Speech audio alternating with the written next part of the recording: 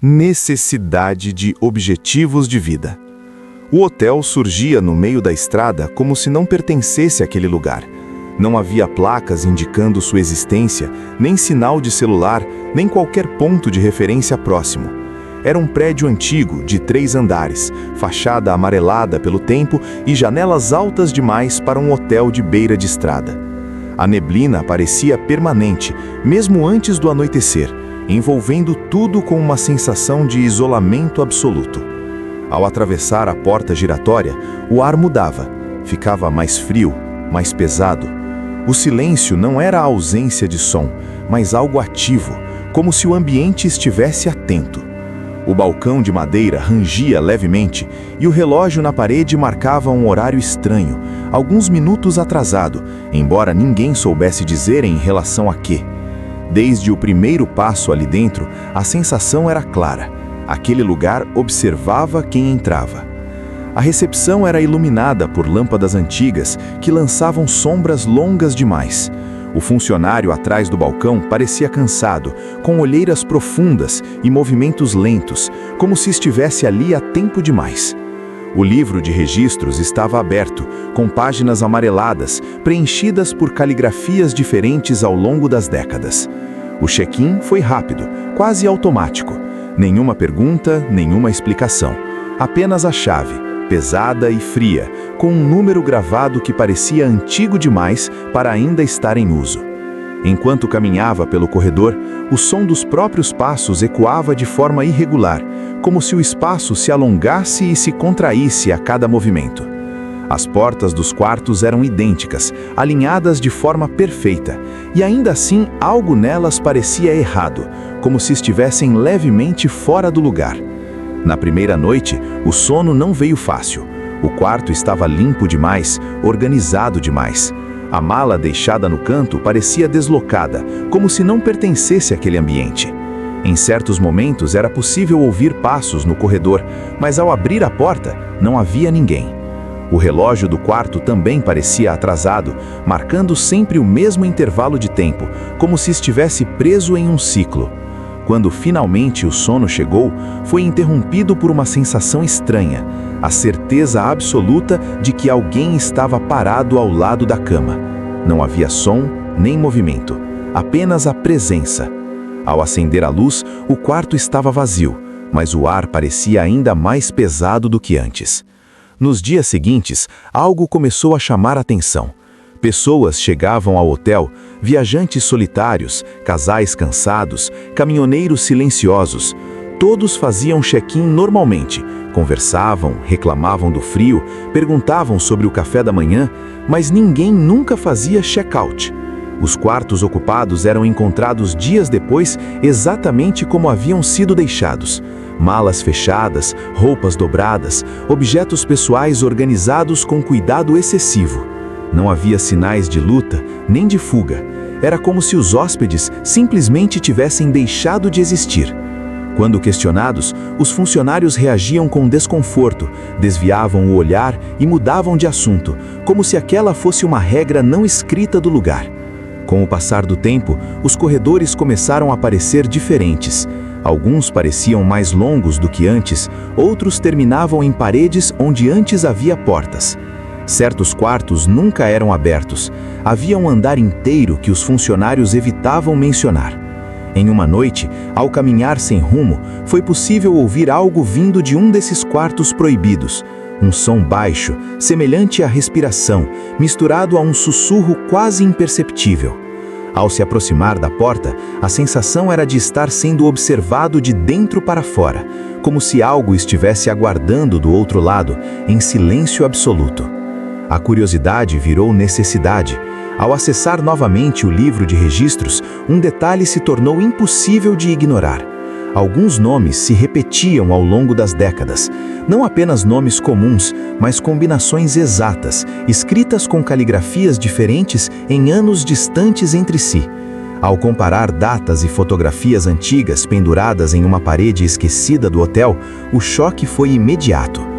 Os rostos eram idênticos, pessoas separadas por décadas, com as mesmas feições, o mesmo olhar cansado, a mesma expressão de quem não pertencia mais ao mundo exterior. O hotel não apenas recebia hóspedes, ele os repetia. Quando finalmente um funcionário mais antigo decidiu falar, a verdade veio em fragmentos, carregada de medo. Ele explicou que o hotel não forçava ninguém a ficar. Ele apenas oferecia algo: descanso, silêncio, esquecimento.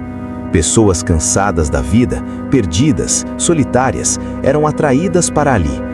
Aos poucos, o lugar aprendia sobre elas, seus hábitos, seus medos, seus desejos, e quando estavam prontas, deixavam de ser hóspedes e passavam a fazer parte do hotel. Não como fantasmas, mas como algo integrado à estrutura. O prédio respirava através delas, existia por causa delas. A tentativa de ir embora aconteceu em uma madrugada silenciosa demais. As portas de saída estavam abertas, mas ao atravessá-las, o cenário se repetia. O mesmo recebimento, o mesmo balcão, o mesmo relógio atrasado. Cada tentativa levava ao início, como se o espaço se dobrasse sobre si mesmo. Os corredores pareciam mais estreitos, o teto mais baixo. O hotel estava se fechando, não com violência, mas com inevitabilidade. A sensação era clara. Quanto mais se lutava contra ele, mais profundamente era-se absorvido. No quarto proibido, finalmente aberto, estavam os vestígios finais da verdade. Objetos pessoais de hóspedes de diferentes épocas, todos organizados como se ainda estivessem em uso. Fotografias antigas misturadas a celulares modernos, relógios parados em horários diferentes, e no centro do quarto um grande espelho, manchado pelo tempo. Ao se aproximar, o reflexo demorava a responder. Por um breve instante, não refletia quem estava diante dele, mas outra pessoa, um hóspede antigo, um rosto familiar demais para ser ignorado. O próprio futuro preso ali. A última tentativa de fuga aconteceu ao amanhecer, quando a neblina parecia mais densa do que nunca. Ao atravessar a porta principal, o mundo exterior finalmente surgiu. Estrada, céu, vento, a sensação de alívio foi imediata. Horas depois, em uma cidade próxima, tudo parecia normal. Pessoas, carros, barulho, mas algo estava errado. O relógio do celular marcava o mesmo horário do relógio do hotel, sempre atrasado, sempre parado no mesmo intervalo. Naquela noite, ao entrar em um pequeno hotel para descansar, o som da porta giratória foi idêntico ao primeiro. O ar ficou pesado, o silêncio voltou. Na recepção, o funcionário abriu um livro de registros antigo, virou algumas páginas, sorriu de forma cansada, empurrou o livro sobre o balcão e apontou para a última linha. O nome já estava escrito. A caligrafia não era dele, nunca foi. A chave entregue era pesada, fria, com um número antigo gravado. O hotel continuava aberto, e agora alguém novo havia feito o check-in.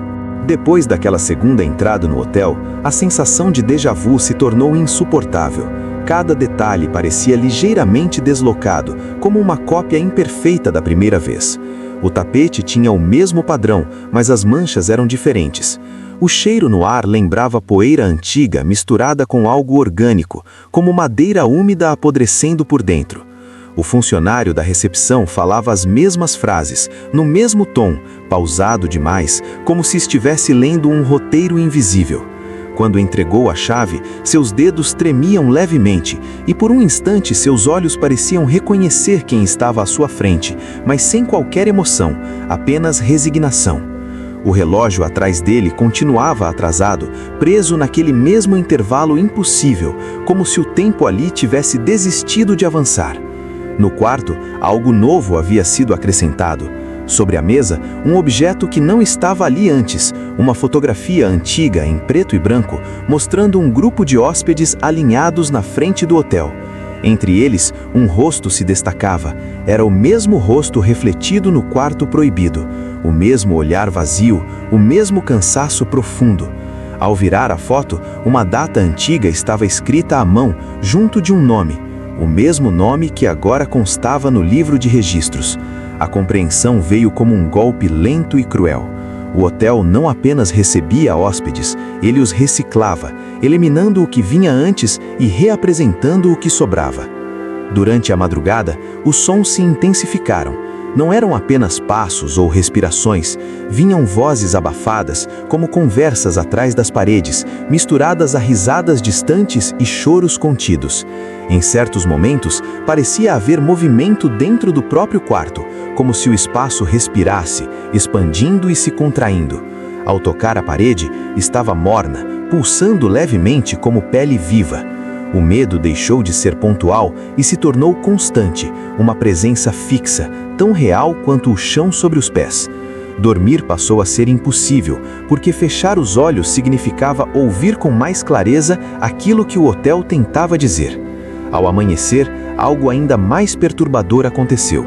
Ao sair para o corredor, algumas portas estavam abertas e dentro dos quartos não havia camas nem móveis, apenas paredes cobertas por marcas irregulares, como se unhas humanas os tivessem arranhado a superfície por dentro,